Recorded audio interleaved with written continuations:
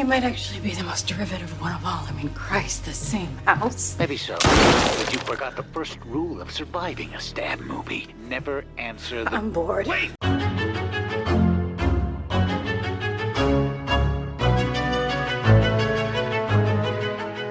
And welcome back to Horror Queers. We're on YouTube, so it's our most anticipated horror films of the month. I'm Joe. And I'm Trace. And surprisingly, I feel like we had a more stacked September than we had October. But maybe that's just because everyone's getting their stuff out in September to play in October. Well, the weird thing is that every time we make one of these, immediately 12 new movies get announced. So it's possible we'll still see stuff coming out later in October. But yeah, there is a ton of things. It felt like maybe some of the titles in September we were just a bit more excited for. Yeah, for sure. Although, I mean, there's a couple in here that there's one I'm really excited for. And one I'm intrigued by. The others are kind of like crapshoots for me. Okay. Well, do you want to kick us off? Yeah, I will start off with one. So we've got Malibu Horror Story. This is a found footage film hitting theaters on October 20th. I will wager that is a limited theatrical release. Yeah. But what we are seeing here, Malibu Horror Story follows a team of amateur paranormal investigators as they delve into a 10-year-old unresolved case, the disappearance of 4 popular high school boys on graduation night. And while exploring a sacred cave in the hills of Malibu, California, they encounter chilling paranormal occurrences. I will say, I think the trailer of this looks okay. I did read some of the reviews out of its festival screenings. I think it premiered at Grimfest is one that it screened at. Okay. Word of mouth is not super positive for this. Okay. But it looked like dumb fun in the trailer, so I'm putting this as I'm intrigued. I see. Yes, I looked at this, I saw found footage, and I went, maybe I'll watch it someday if someone tells me to. Yeah, it might be one of those. Well, because I have another found footage movie on my list that I'm much more excited for. But nevertheless, though, I mean, because I think on the surface, Malibu Horror Story sounds like a parody movie. So I was surprised when I watched the trailer and I was like, oh, it's not a parody movie. Sometimes the naming of these films, right? You just have to think, are you deliberately trying to catch eyes from people mistaking you for something better / more famous? And in this one, I'm kind of inclined to think that's the case. I think so as well. But nevertheless, hey, maybe catch it in theaters on October 20th. Yes, theaters. Okay, well, my first one is not going to theaters. It'll be out on VOD October 13th, and it'll be out on Blu-ray on October 31st. And that is The Elderly. So this is a Spanish film, and it's basically following Manuel, who, following the sudden suicide of his wife, he begins acting violently strange. So soon, a series of paranormal events has all of the local elderly behaving oddly. They all seem to know something the young do not, and that is paired with a lust for blood. Now, have you seen this one? Because it did screen at Fantasia last year. So I missed this one, but it was on my list of things that I was interested to check out, which is partially why I'm highlighting it here again. Yeah. This one, it looks kind of like a zombie film or almost like a Bird Box Barcelona situation where people are just like losing their goddamn minds. But I like the idea that it's all elderly people are the people doing the attacking, because that feels a bit novel. How often do we get films about that age demographic? Yeah, and it's not like, oh, it's just one person going a little mad in an apartment building. It's a whole bunch of people going mad in an apartment building. So I don't know. I like the vibe of that. Well, and word of mouth, again, is good. We've got pretty solid reviews out of Fantasia from last year. So, I mean, again, intrigued. The style looks pretty good, too. So, yeah. Yeah. Oh. Okay, I'm finishing up with 2 queer horror films, actually. So one is called Herd, Herd. And this will hit digital and VOD on October 13th. And so our log line for this: when Jamie Miller and her wife, Alex, try to save their failing marriage by going on a canoe trip in rural Missouri, they find themselves stranded after an accident. Alex breaks her leg during a canoe flip, and they must slowly make their way to the nearest town for help. Unfortunately, a zombie apocalypse has started while they've been on their trip. As it does, yes. As it does. I confess, again, this is like a peek behind the curtain / my brain. Like when I see press emails, and I'm kind of like, oh yeah, this this looks like something that's a bit on the lower like budget side of things, and this is that. But I will say the trailer makes it look a lot more I don't want to say actiony than I was expecting, but it looks a lot more character based than I was expecting. But I feel like we talk about this a lot where you'll see a trailer for a movie and it's like a bunch of really intense music that's clearly trying to hide the fact that they don't have the budget for like bigger like set pieces. And I didn't get that vibe from this trailer, which surprised me. So I'm actually really looking forward to this one. Yeah. I mean, it'll be interesting to see whether it can maintain any kind of tension, because obviously it's hard to do big zombie set pieces when you don't have a ton of money. But it looks like there's like a militia force involved in this kind of thing too. So yeah, it's there. It kind of looks like it could be the whole like, well, humans are the real monsters type thing. We'll see how it goes. I appreciate that we have 2 queer leads though.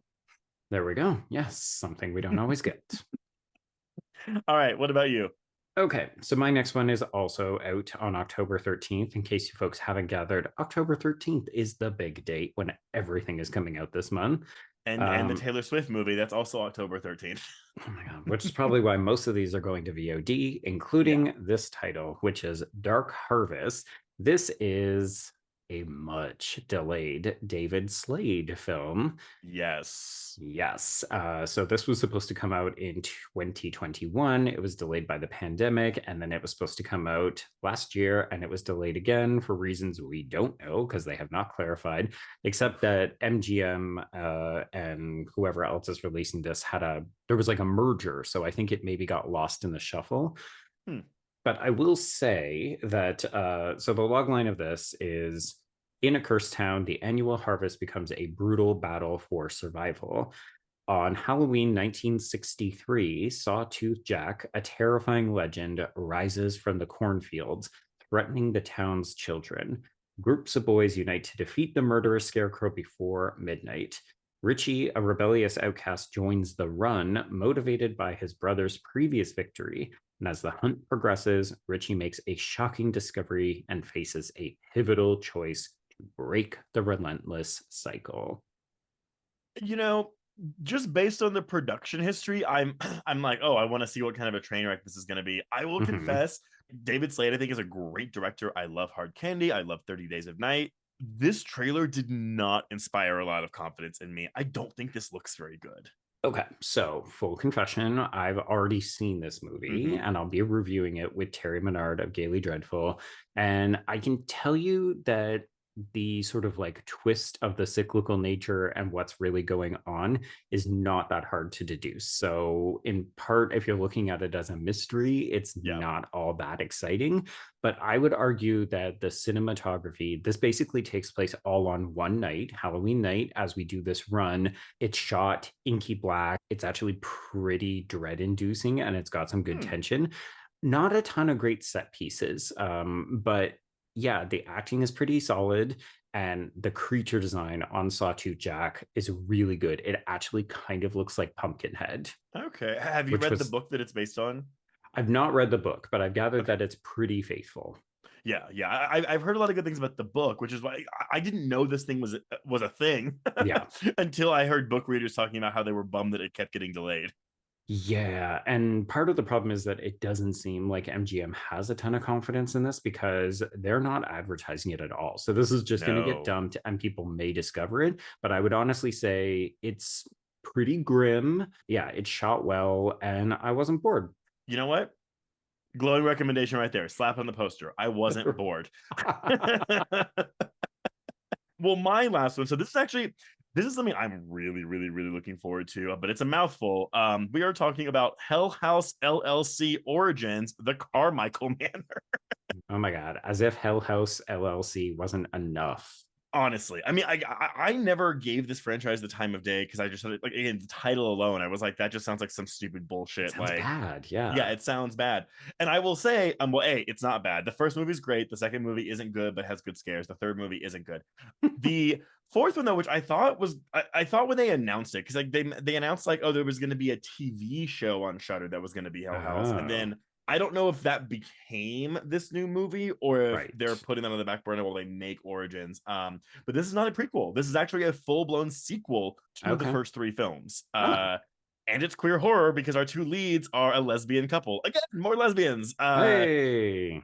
Yeah, I will say the trailer, I don't think looks like it kind of looks like a typical like low budget found footage film. I have watched this movie and I can say that it is the scariest one since the first one, I think. Oh, hey. Okay. Well, you know what? That's a better glowing recommendation, and we could put that on the poster. I mean, look, if you didn't like the first three films, there's not going to be much else here for you. It still Okay. runs into like the same kind of issues the other ones do, where we have like bad talking heads and like the acting's kind of subpar. Yeah. But man, does Cognetti know how to do a fucking scare set piece. He could make a million of these at the same. Like, it's so good. Okay. Question for viewers. How much clown action is in this? Because I know that that's one of the things that really freaks people out about these films. The origin is the origin of these two clowns. Oh, So fuck. we have lots of clown action in this movie. Okay.